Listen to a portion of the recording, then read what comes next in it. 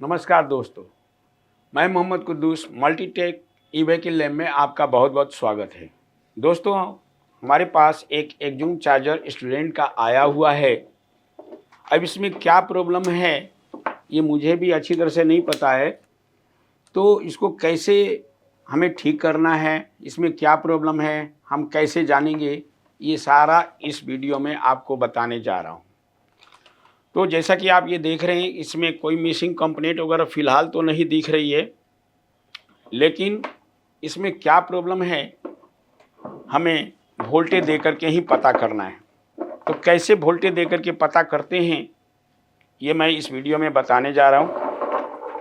जैसे कि मान लीजिए कि मैंने इसमें वोल्टेज दिया एसी, और एसी देने के बाद ये सीरीज बोर्ड में हमें देना पड़ता है, और दे करके हम ये जानेंगे कि इसमें क्या प्रॉब्लम है। तो अगर मान लीजिए इम्पीडेंस से नहीं जानना चाहते हैं और वोल्टेज से आप ये जानना चाहते हैं कि इसमें क्या प्रॉब्लम है हॉट टेस्टिंग में, तो मुख्य रूप से हम लोग इस वीडियो में हॉट टेस्टिंग के द्वारा इसमें क्या ख़राब है ये जानने की कोशिश करेंगे। तो लगा दीजिए आप इसे। अब आपको ध्यान कहाँ होना चाहिए, आप लोग भी देखें, इस लाइव क्लास के अंदर ये सब कुछ बताया जा रहा है। तो हमें यहाँ पे बिजली जोड़ देनी है, ये सीरीज में अभी जुड़ी हुई है। अब हमारा ये बल्ब बताएगा कि प्रॉब्लम इसमें है क्या। तो इसके लिए जब मैं स्विच को ऑन करूं, अगर बल्ब जल के बंद हो जाता है तब तो ये माना जाएगा कि एमएफसी तक वोल्टेज मिल गई। लेकिन अगर जलता भी नहीं है तो उसे ओपन का केस माना जाता है। तो देखते हैं इसमें क्या है। ऑन कीजिए। देखिए दोस्तों, बल्ब तो एक बार भी नहीं जला, तो इसका मतलब है कि इसमें ओपन का केस है। अब ओपन के केस में मैं कैसे इसको सॉल्व करूंगा कि इसमें प्रॉब्लम क्या है। तो अब हमें यहाँ से जो बिजली हम दे रहे हैं और हमारे इस कनेक्टर तक वोल्टेज आ रही कि नहीं आ रही है, ये मुझे चेक करना होगा। देखिए, ये एसी का कनेक्टर यहाँ पे लगा होता है, जो ये बिजली से आई हुई है, आप देख सकते हैं। तो ये बिजली हमें मिलनी चाहिए यहाँ पे। तो ये आपको न्यूट्रल का ट्रैक है और ये लाइव का ट्रैक है। यहाँ तक सबसे पहले मुझे वोल्टेज चाहिए 220 वोल्ट एसी। 220 वोल्ट एसी के लिए आपको मल्टीमीटर को एसी रेंज में सेलेक्ट करना है 600 वोल्ट के ट्रैक पर। उसके बाद हमें यहाँ पे वोल्टेज चेक करनी है कि वोल्टेज आ रही है या नहीं। यहाँ पे देखिए अभी वोल्टेज नहीं आ रही है, इसका मतलब है कि ठीक से हमें इसे ऑन करके लगाना पड़ेगा, या सही से ये लगा नहीं है। एक बार इसको सही से लगा लेते हैं। अब हमें यहाँ पे वोल्टेज हर हालत में मिलनी चाहिए। अभी भी नहीं आ रही है। अब नहीं आ रही है, इसका मतलब है कि हमारा केबल ख़राब होगा या सही से नहीं लगा होगा, ये भी हो सकता है। तो एक बार हम केबल चेक करेंगे। तो ये केबल भी ख़राब होने से ये बिजली नहीं आती है। तो एक बार केबल कैसे चेक करना है, शॉर्टकट तरीका अगर हम जाने तो हमें लाइव न्यूट्रल को शॉर्ट कर देना चाहिए एक तरह से। इससे और इससे शॉर्ट कर देंगे, और यहाँ पे अगर बजर बजने लगा, इसका मतलब है कि हमारा ये वायर सही है। एक बार लगाइए आप लोग बजर पे, मल्टीमीटर बजर पे, राइट बज रहा। अब यहाँ पे भी बज रहा है, इसका मतलब है हटाइए। अगर जोड़ने पर, ट्यूजर जोड़ने पे लाइव न्यूट्रल के बीच में बजर बजता है और उसके बाद हटा देने पे अगर गायब हो जाता है, तो इसका मतलब केबल सही है। तो इस तरह से केबल तो हमने चेक कर लिया। फिर से एक बार इसमें बिजली दे करके देखते हैं कि आ रही है या नहीं। अब इसे ऑन कर दिया। ऑन करने के बाद हमें 600 वोल्ट एसी पे सेलेक्ट करना है। फिर से वोल्टेज चेक करना, आ रहा या नहीं। नहीं आ रही, इसका मतलब ये है कि यहाँ से कुछ ना कुछ तार वगैरह लूज है या ढीला है, ये हमें उलट के देखना पड़ेगा। तो देखते हैं कि ये प्रॉब्लम इसमें क्या है। तो दोस्तों, वैसे तो हमने ये चेक कर लिया है। यहाँ से भी अगर आप गौर से देखें तो कोई चीज़ टूटी हुई नहीं नज़र आ रही है। यहाँ से सही लगी हुई है, लेकिन हाँ लूज हो सकता है। तो इसको हमें हल्का सा सोल्डिंग मार देना होता है, और अगर इससे ठीक नहीं हुआ तो फिर से इसे जोड़ना पड़ेगा खोल करके। लेकिन अगर हो गया तो कोई बात ही नहीं है। इसके लिए हमें थोड़ा सा इसमें सोल्डर लगाना पड़ेगा अच्छी तरह से, और पिघलना भी चाहिए। यहाँ पे मैंने जोड़ दिया है और उसके बाद देखते हैं कि कंटिन्यूटी आ रही कि नहीं आई, इस वायर से जुड़ी कि नहीं जुड़ी। इसके लिए हमें मल्टीमीटर को बजर पे एडजस्ट करना है और फिर यहाँ से यहाँ चेक करना है। नहीं आया तो इससे आना चाहिए, इससे और इससे नहीं आ रहा, जबकि केबल हमारा सही बता रहा था। तो न तो न्यूट्रल शो कर रहा है और लाइव भी शो नहीं कर रही। इसका मतलब है कि ये वायर गलत लगी हुई है या सही से जुड़ी नहीं है। यहाँ पे देखने में तो सही है, लेकिन इसमें जंग भी लगा है, तो इसको हमें थोड़ा साफ करना पड़ेगा। अब देखिए थोड़ा सा साफ किया गया है, तो अब ये बजने लगा, यानी इसमें कार्बन लगा हुआ है। कार्बन को अच्छी तरह से हमें साफ करना होगा। साथ ही साथ हमारे इस सॉकेट में भी बिजली आनी चाहिए। तो कई बार क्या होता है कि बिजली इस सॉकेट में भी नहीं आएगी, तो ऐसा प्रॉब्लम हो जाएगा। तो एक बार बिजली भी चेक कर लेते हैं कि इसमें बिजली है या नहीं। ऑन कीजिए। यहीं पे बिजली नहीं आ रही है, तो फिर क्या करें, सॉकेट के अंदर ही दिक्कत है शायद कुछ। अब हमारे सॉकेट में बिजली आ चुकी है, लेकिन अभी भी कम आ रही है। थोड़ा सा ये बल्ब शायद लूज है, ये लूज होने के कारण अब देखिए सही आ गया। तो बल्ब लूज होने से नहीं आ रहा था, इसलिए यहाँ पे वोल्टेज नहीं मिल रही थी। केबल भी हमारा सही है। अब मैं इसे बिजली लगाता हूँ और उसके बाद इसमें क्या फॉल्ट है खुद देखेंगे आप। अब मैंने ऑन किया, बल्ब नहीं जला, इसका मतलब है अब हमें यहाँ पे बिजली मिलनी चाहिए। देखते हैं बिजली आ रही है, यानी 220 वोल्ट एसी आ गई। 220 वोल्ट एसी, यानी यहाँ तक तो सही है। अब यही वोल्टेज हमें मिलनी चाहिए इसके ब्रिज के एसी वाले पॉइंट पे, 220 वोल्ट एसी। यहाँ पे आप देख रहे हैं कि 0 वोल्ट आ रहा है। इसका मतलब ये है कि यहाँ से यहाँ तक, यानी एसी इनपुट पाथ में कुछ न कुछ खराब है। तो इसमें क्या खराब है, तो हम कैसे जानते हैं? तो इसके लिए आपको न्यूट्रल ट्रैक पर ब्लैक परब रखना है और फिर यहाँ से यहाँ तक चेक कर सकते हैं।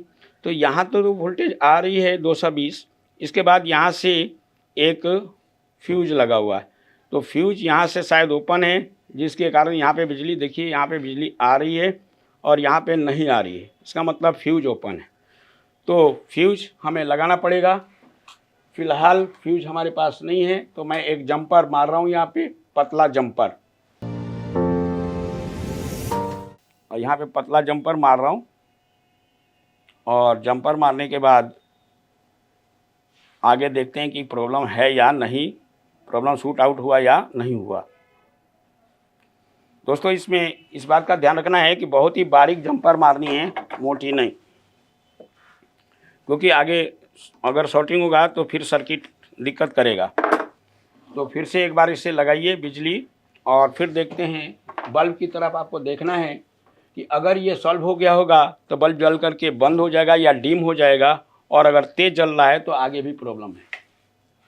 देखिए मैंने स्विच को ऑन किया, बल्ब बहुत ही तेज़ जला, लेकिन कुछ सेकंड के लिए मुझे रुकना है और इसके बाद डाउन नहीं होती। इसका मतलब है कि इसमें शॉर्टिंग है। तो एक प्रॉब्लम तो आपने देखा कि ये यहाँ का ओपन का केस। अब आगे क्या ख़राब है ये कैसे पता करेंगे? तो दोस्तों इसे पता करने के लिए हमें चेक करना होगा कि इसमें कोई शॉर्टिंग तो नहीं है। तो देखते हैं कि क्या शॉर्टिंग है या नहीं है, दोनों चीज़। वैसे तो ये पक्का बल्ब बता रहा है कि ये शॉर्टिंग है इसके अंदर। तो क्या क्या शॉर्ट हो सकता है? तो जो भी पैरेलल कंपोनेंट लगे होते हैं वो ख़राब होंगे, जैसे कि ब्रिज या मेन फिल्टर कैपेसिटर्स, और उसके बाद ये स्विचिंग मॉसफेट वगैरह। तो हम लोग देखते हैं इसमें क्या ख़राब है, ये जानने की कोशिश करते हैं। तो बिजली निकाल दीजिए आप लोग।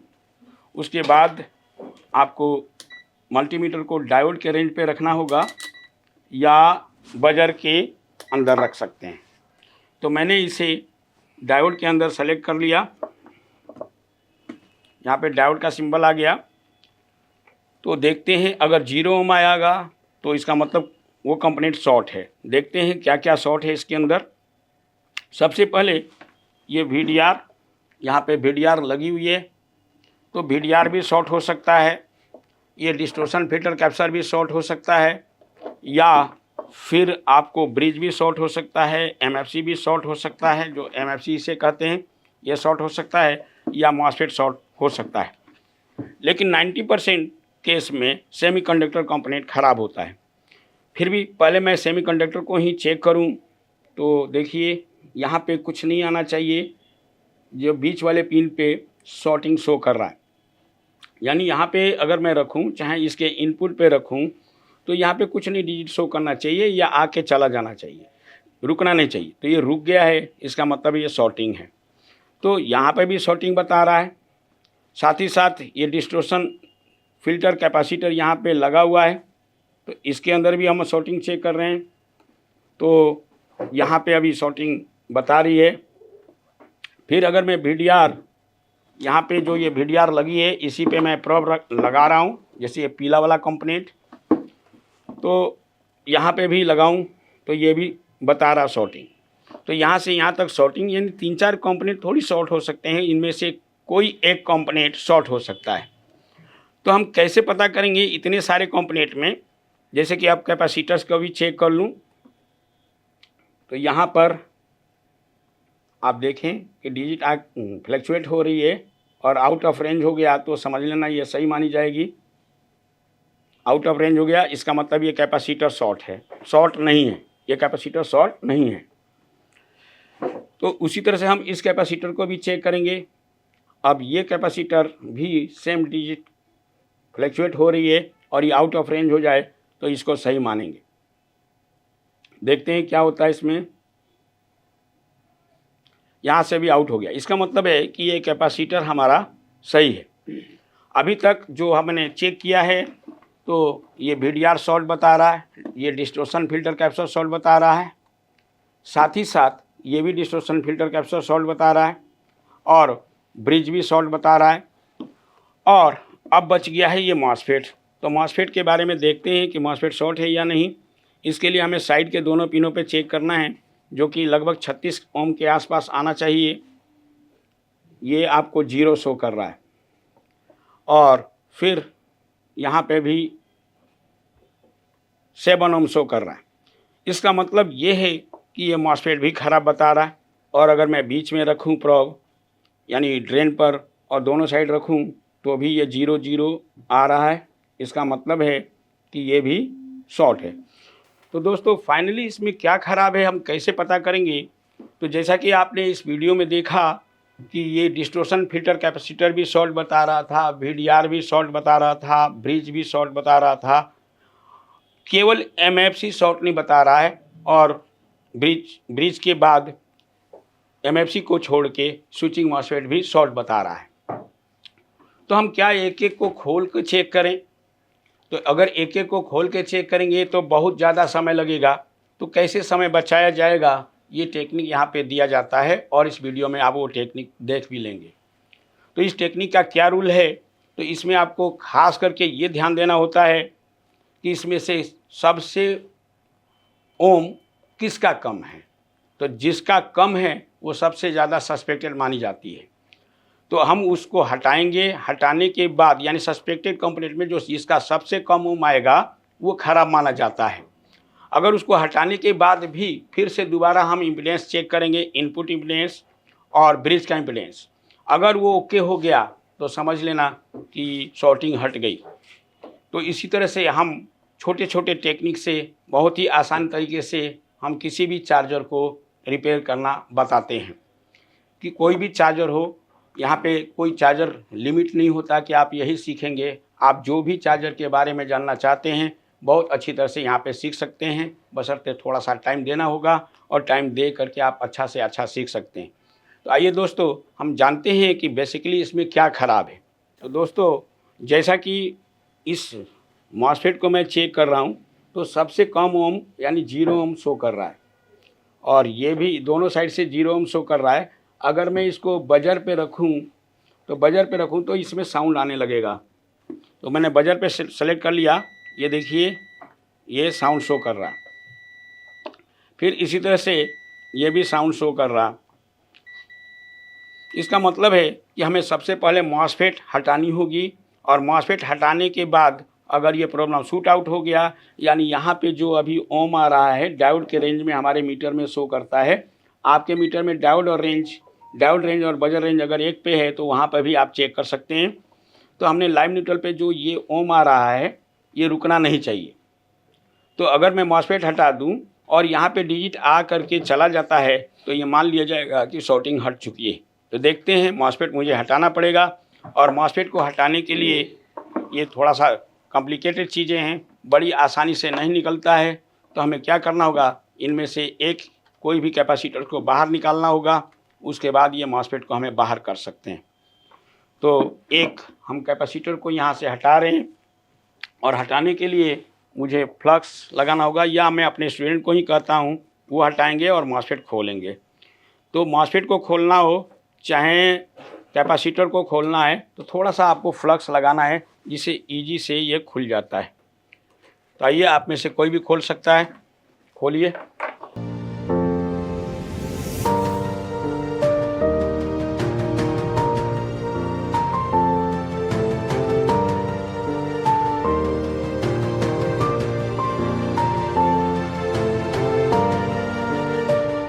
पहले एक मॉसफेट निकालिए, उसके बाद इम्पीडेंस ले लो। अगर इम्पीडेंस आउट हो गया, यानी आउट ऑफ रेंज शो कर गया, इसका मतलब हमारी शॉर्टिंग दूर हो गई है। लेकिन नहीं हुआ तो दूसरा मॉसफेट भी खोलना पड़ेगा आपको।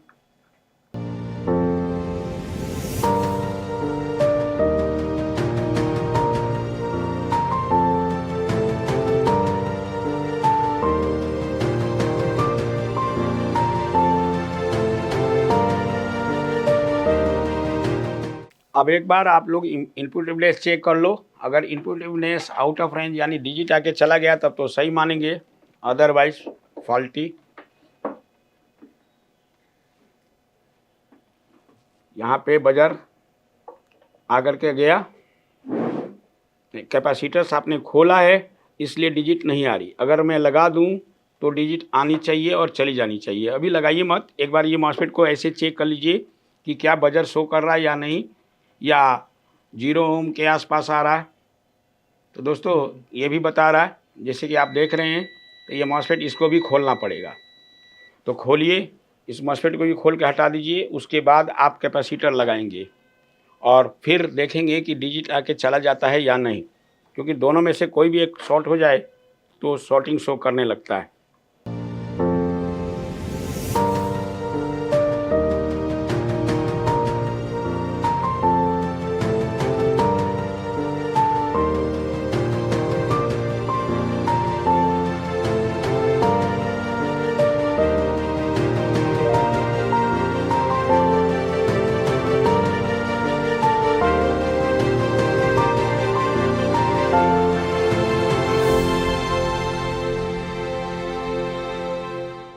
तो दोस्तों मॉसफेट हटाई जा चुकी है, लेकिन इस बात का ध्यान देना है कि कहीं पर ये शॉर्टिंग वगैरह ना हो, क्योंकि खोलते समय कई बार शॉर्ट हो जाता है कुछ चीज़ें। तो ये चीज़ें हम ऐसे भी पता कर सकते हैं। ये ट्रैक इन्होंने तोड़ दिया हल्का सा, लेकिन यहाँ पे कोई आवाज़ नहीं आ रही है, इसका मतलब ये शॉर्ट नहीं। उसी तरह से हमें बीच वाले प्रॉप पर रख करके कोई भी प्रॉप बजर आ रहा है तो शॉर्टिंग है, अदरवाइज नहीं। देखिए हटा दिया गया। मॉसफेट को हटा देने के बाद अब ये आपको बजर शो नहीं कर रहा है, इसका मतलब क्या है कि शॉर्टिंग हट चुकी है। और ये मॉसफेट लगा है, क्या नंबर है पढ़िए, पढ़ के बताइए। 40 एंड 60 शायद। हाँ सर। 40 एंड 60 लिखा हुआ है। खैर अभी हम इसको प्रॉब्लम शूट आउट हुआ या नहीं हुआ, ये जानने के लिए आपको ये कैपेसिटर भी लगानी पड़ेगी, और उसके बाद हमें पता चलेगा कि यहाँ से शॉर्टिंग हटी या नहीं। एक बार लगा दीजिए इसे।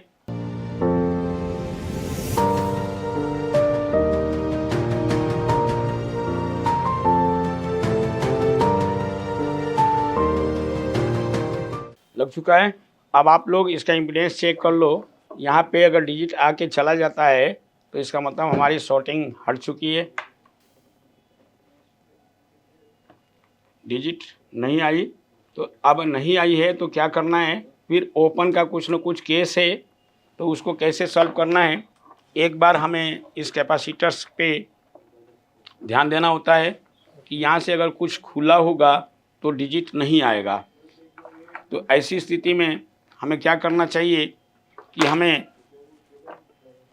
कैपेसिटर को एक बार डिस्चार्ज करना है इस तरह से, और फिर यहाँ पे डिजिट एक बार देखना है। ये क्षणिक आता है, उसके बाद चला जाता है, लेकिन अभी भी नहीं आ रही है। इसका मतलब है कि हमारा कैपेसिटर पूरी तरह से अच्छी तरह से नहीं जुड़ी हुई है। फिर भी ये कैपेसिटर्स को यहाँ से हम देखिए, यहाँ से कुछ भी खुल जाए या लूज हो जाए तो दिक्कत हो जाएगी, ये आएगा नहीं। जैसे यहाँ पे आ रहा है, यहाँ से कंटिन्यूटी यहाँ पे भी है। उसके बाद हमें क्या करना है कि यहाँ से अभी पहले जो डिजिट आया था वो गायब हो गया है ये पूरी तरह से। हालांकि कैपेसिटर कुछ वीक है जिसके कारण यहाँ पे डिजिट नहीं आया। तो कई बार क्या होता है कि डिजिट आके चला जाता है, उसको सही मानते हैं, और अगर नहीं भी आया तो उसे सही माने जाएगा, लेकिन यहाँ पे कैपेसिटर थोड़ा सा वीक है इसका। तो खैर यहाँ पे से शॉर्टिंग हट चुकी है। अब एक बार बिजली लगा के देखना है कि क्या हमारा रियल में शॉर्टिंग हटी है या नहीं हटी है, और यहाँ पे मुझे 300 वोल्ट मिला है या नहीं मिला है। तो लगाइए आप लोग इसे। तो दोस्तों अब हमें क्या करना है कि इसमें हमने सप्लाई दे दिया है, और यहाँ पे अब बल्ब पे ध्यान देना है कि बल्ब पे ध्यान देने के बाद अगर ये बल्ब जल करके बंद हो जाता है तब तो यहाँ तक MFC पर वोल्टेज आ चुकी है, और नहीं तो ओपन का केस है। क्योंकि लाइव प्रैक्टिकल चल रहा है, आप इसे ध्यान से देखिए, और आपको अब ध्यान देना होगा बल्ब की तरफ। देखते हैं क्या होता है। देखिए बल्ब जल करके बंद हुआ, इसका मतलब है कि हमारी MFC पर 300 वोल्टेज तक पहुंच गई होगी। और आप यहाँ पे देख रहे हैं कि LED भी जली है। हालांकि ये LED जले या ना जले, कि आप देख सकते हैं LED जली है। ये जले या ना जले इससे कोई मतलब नहीं होता है। कई बार क्या होता है कि आपको ये LED जल गई तो आप समझते हैं कि हमारा चार्जर सही है। नहीं, आपको MFC तक वोल्टेज लाने के लिए ये जले या ना जले ये मेन नहीं है। अब हमारे MFC पे वोल्टेज शॉर्टिंग हट चुकी है, लेकिन MFC पे वोल्टेज मिलनी चाहिए। इसके लिए हमें मल्टीमीटर को 600 वोल्ट DC पे रखना है, और उसके बाद हमें MFC पे वोल्टेज चेक करना है।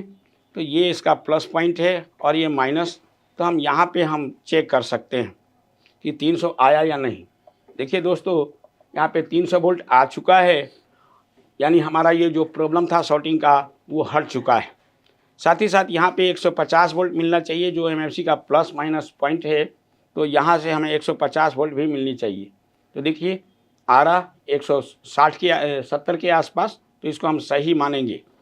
यानी यहाँ पे जो वोल्टेज होता है उसका ठीक आधा मिलनी चाहिए। 338 है तो इसका आधा आपको यहाँ पे मिल रहा है। इसका मतलब है हमारा ये शॉर्टिंग पूरी तरह से हट चुका है। तो दोस्तों आज लाइव क्लास में कैसे ये फॉल्ट दूर हुआ, यानी शॉर्टिंग का फॉल्ट दूर हुआ, आपने देखा। अब सवाल ये उठता है कि ये 40 एंड 60 यहाँ पे मॉसफेट लगा हुआ है। कई बार क्या होता है कि हमारे पास ये मॉसफेट नहीं होते हैं, तो हम इधर उधर दौड़ते हैं। तो मान लीजिए अगर ये मॉसफेट नहीं मिलता है तो इसके जगह पे कौन सा मॉसफेट लगेगा। अगर ज़्यादा एम्पियर का मॉसफेट है और अगर आप कम एम्पियर का मॉसफेट लगाना चाहते हैं तो उसमें क्या बदलाव करना होता है वो यहाँ पे बहुत अच्छी तरह से बताई और सिखाई जाती है।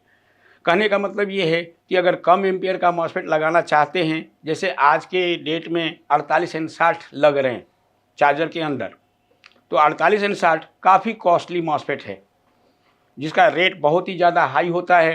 तो हम क्या उसके जगह पे 47 एंड 60 लगा सकते हैं या नहीं।